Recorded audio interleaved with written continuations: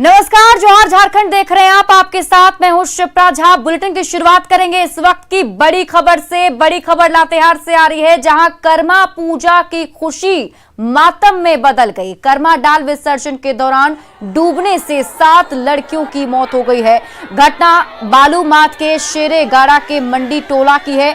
सभी मृत लड़कियों की उम्र 10 से 20 साल के बीच बताई जा रही है। मृतक में 3 सगी बहनें भी शामिल हैं। बताया जा रहा है कि रेलवे का निर्माण कार्य कर रही कंपनी ने गड्ढा खोदा था, जिसमें बरसात का पानी भरा था। उसी गड्ढे में लड़कियां कर्मा डाल के विसर्जन करने पहुंची थी, जहां विसर्जन के दौरान एक लड़की डूबने लगी और इसी दौरान एक दूसरे को बचाने के चक्कर में एक एक कर 7 लड़कियां गड्ढे में डूब गईं। गड्ढे में पानी के साथ कीचड़ भी भरा था, जिसके कारण लड़कियां बाहर नहीं निकल सकी।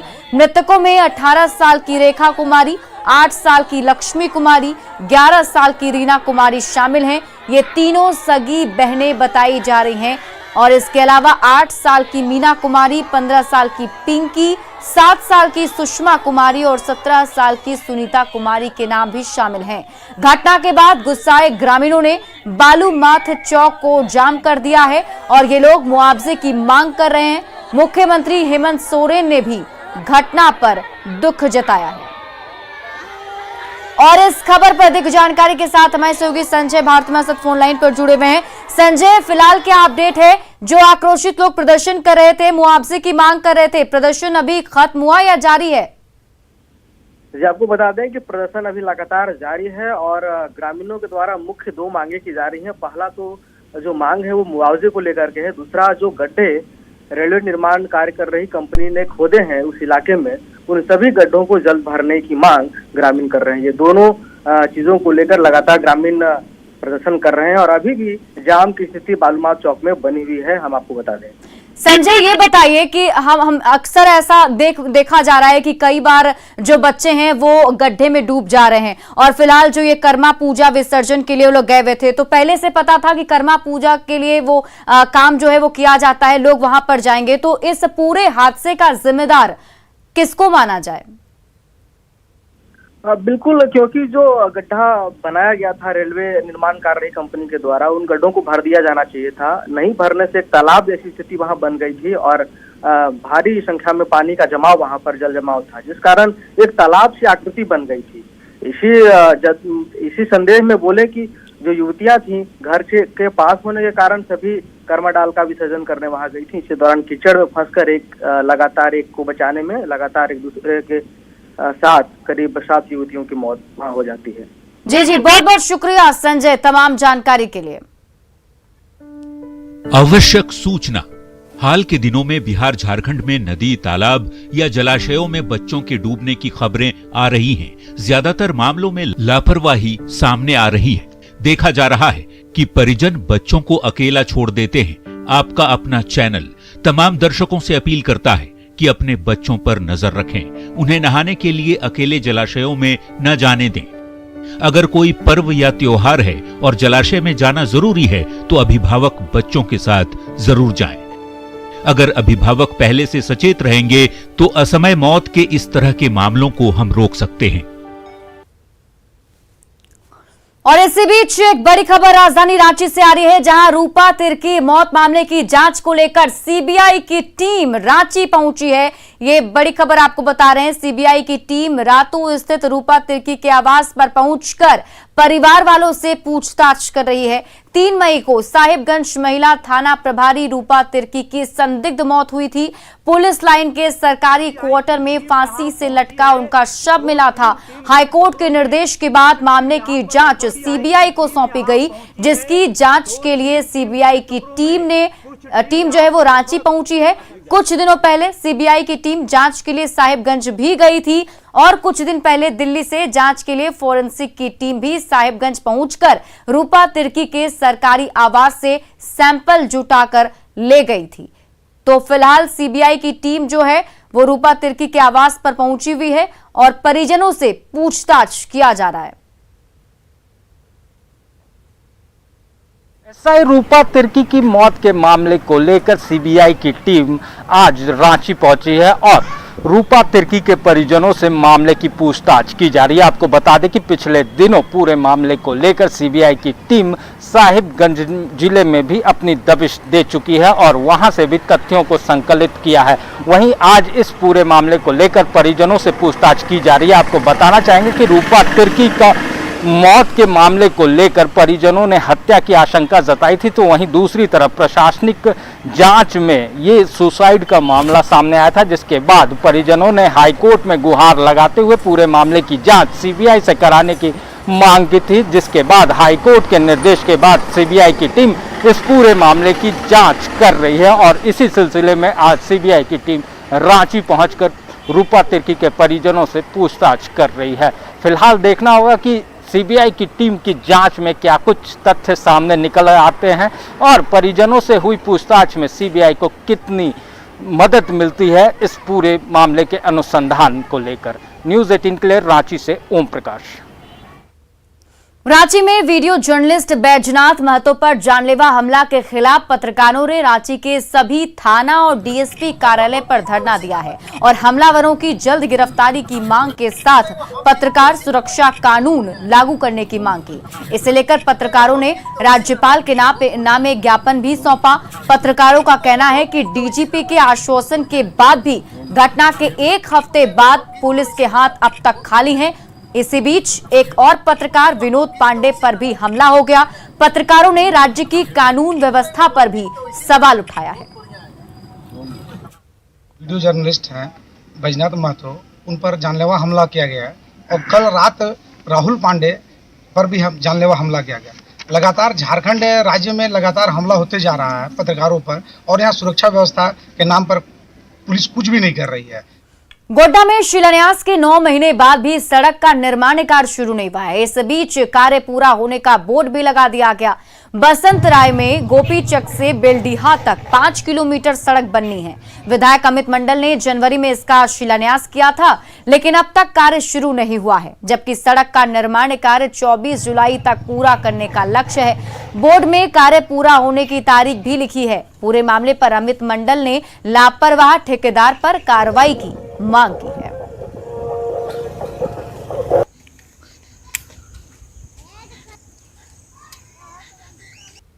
ये सिर्फ बसंतराय में ही बोर्ड नहीं लगा है, ये पत्थर चट्टी से बेलसर जो रोड जा रहा है यही संवेदक कर रहा है और ये सुरनिया वाला रोड भी यही से संवेदक नहीं किया है। एक ही पैकेज में इसका 3 रोड है।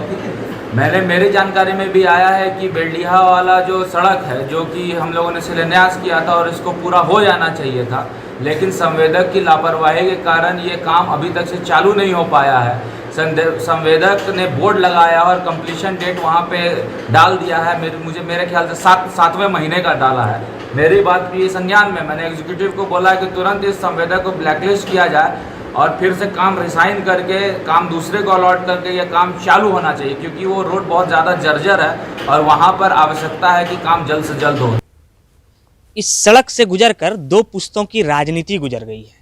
पहले इससे पूर्व विधायक जो हमारे थे रघुनंदन मंडल की और उसके बाद उनके जो पुत्र हैं वर्तमान जो विधायक हैं अमित मंडल की। दरअसल ग्रामीण बताते हैं कि इस 5 किलोमीटर तक के सड़क के लिए करीबन 3 बार शिलान्यास हो चुका है, नारियल फोड़ा जा चुका है, लेकिन सड़क अब तक नहीं बना। ये सड़क गोपीचक से लेकर बेलडीहा तक आता है और बसंतराय प्रखंड अंतर्गत आता है, गोड्डा विधानसभा क्षेत्र के अंदर आता है। ग्रामीणों ने बताया कि 3 दफा यहाँ नारियल फोड़ा गया, लेकिन सड़क की स्थिति अभी बद से बदतर है। एक बोर्ड यहाँ लगाए गए हैं जिसमें स्पष्ट रूप से लिखा गया है कि इसका जो कार्य है वो प्रारंभ हो चुका है 25/1/2021 से।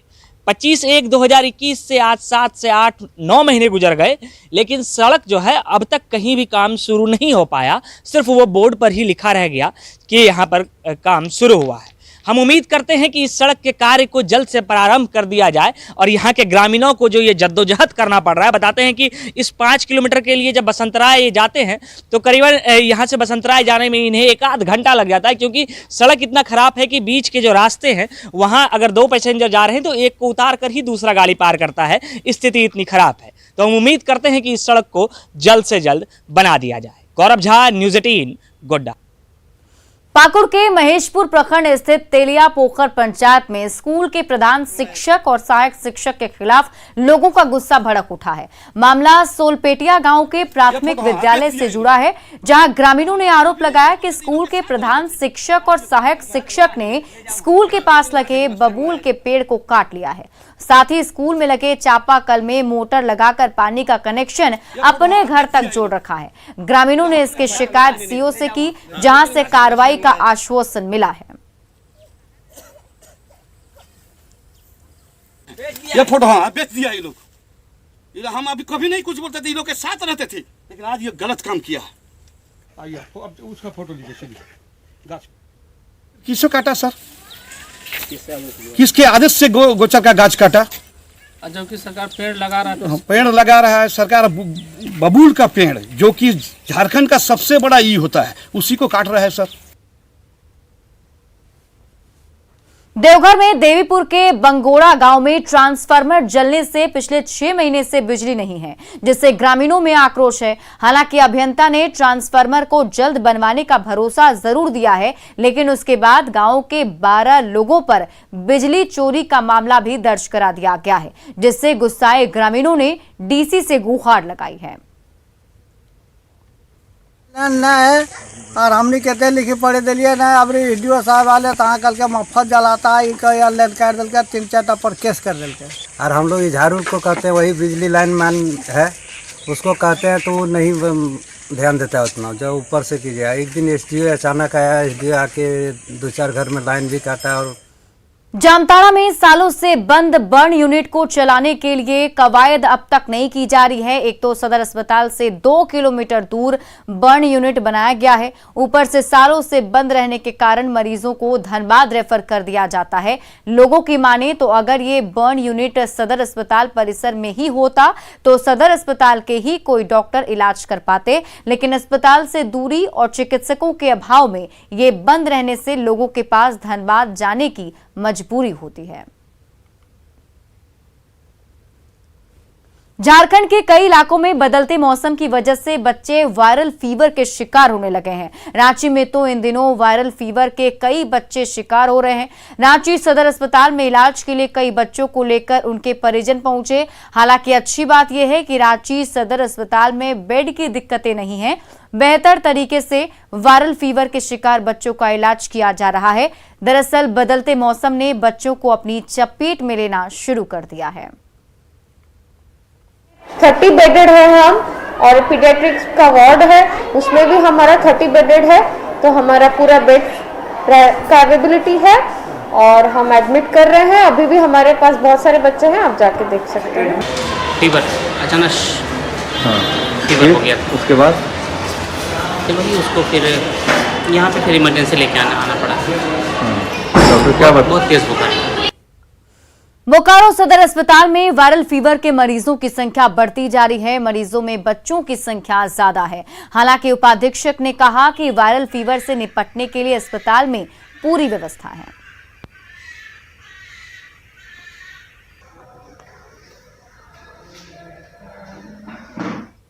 में कोरोना टेस्ट तो करा ही रहे हैं। हर मरीज का जो खांसी सर्दी बुखार आकर लेके आ रहा है उसका कोरोना टेस्ट भी करवा रहे हैं। क्या तैयारी है?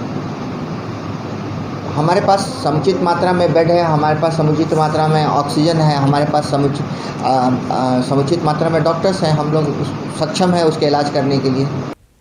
गिरिडीह में अभ्रक की तस्करी के लिए शातिर तस्करों ने पाताल तक सुरंग खोद डाली है, जिसके अंदर जान पर खेलकर भोले भाले मजदूर पीला सोना निकालते हैं।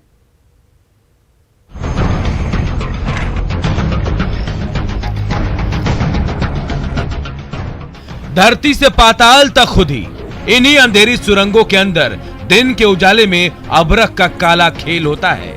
ये मेहनतकश मजदूर दिन भर इन गुफाओं में घुसकर पसीना बहाते हैं और जब बाहर निकलते हैं तो उनकी टोकरी अभ्रक के टुकड़ों से भरी होती है, लेकिन उन्हें बदले में चंद रुपए थमाकर अभ्रक के लुटेरे मालामाल हो जाते हैं। लेकिन प्रशासन की आंखों में काली पट्टी बंधी हुई है। तो आप जोड़ सकते हैं, गरीबी से रोजगार नहीं है, कारण भी लोग इस इन्वॉल्व हैं। रोजगार के लिए इन्वॉल्व है। माइका माफियाओं का लालच दिन पर दिन बढ़ता जा रहा है। अब तो मोटा माल कमाने के चक्कर में अवैध कारोबारियों ने तीसरी से लेकर गावा और आज धनवार से लेकर हीरो डी के उपजाऊ खेत और जंगलों को खोद डाला है। सपाट मैदान में गहरी खाई बना दी है और उसमें खुदी अंधेरी सुरंगों में बेशकीमती जिंदगी की कीमत पर अबरख की खुदाई हो रही है। लेकिन वन विभाग इस पर लगाम लगाने के बजाय खाना पूर्ति कर रहा है। इस पर हम लोग नियंत्रण बराबर रखते हैं, गाड़ी पकड़ते हैं उनकी। जहाँ तक हम लोग अभी पहले की गाड़ी पकड़ी गई है, काफ़ी कम से कम 100-150 गाड़ियाँ पकड़ी गई हैं हमारे यहाँ, आप लोग भी जानते हैं। शातिर माफिया ने अबरख की तस्करी के लिए गिरिडीह के गांवों और जंगलों की सूरत ही बिगाड़ दी है। हरे भरे पेड़ कटते जा रहे हैं तो उपजाऊ मिट्टी खाई में समाती जा रही है। फिर भी सरकार की नींद टूटने का नाम नहीं ले रही है। एजाज अहमद, न्यूज़ 18, गिरिडीह।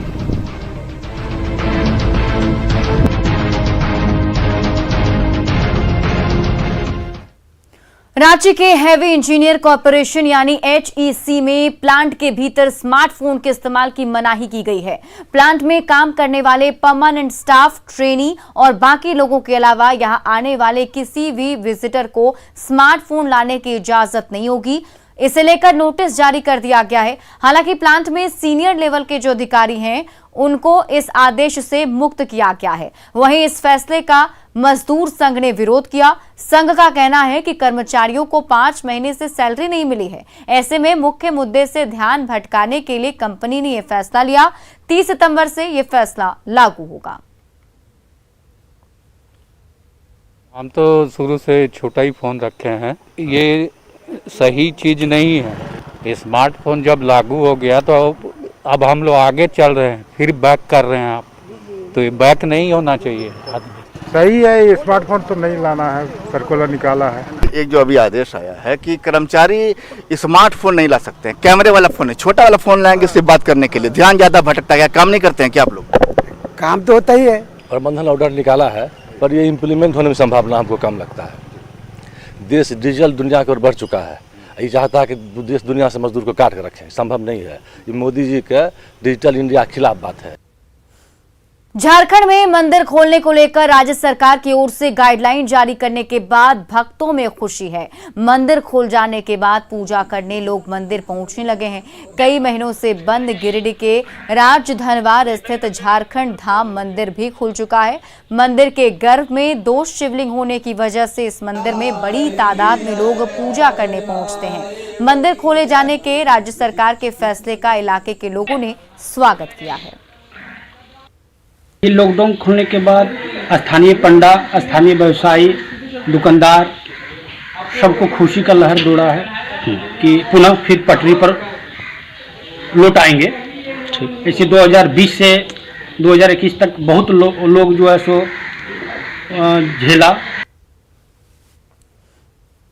और फिलहाल इस बुलेटिन में अभी के लिए बस इतना ही, लेकिन न्यूज़ 18 बिहार झारखंड पर खबरों का सिलसिला लगातार जारी है।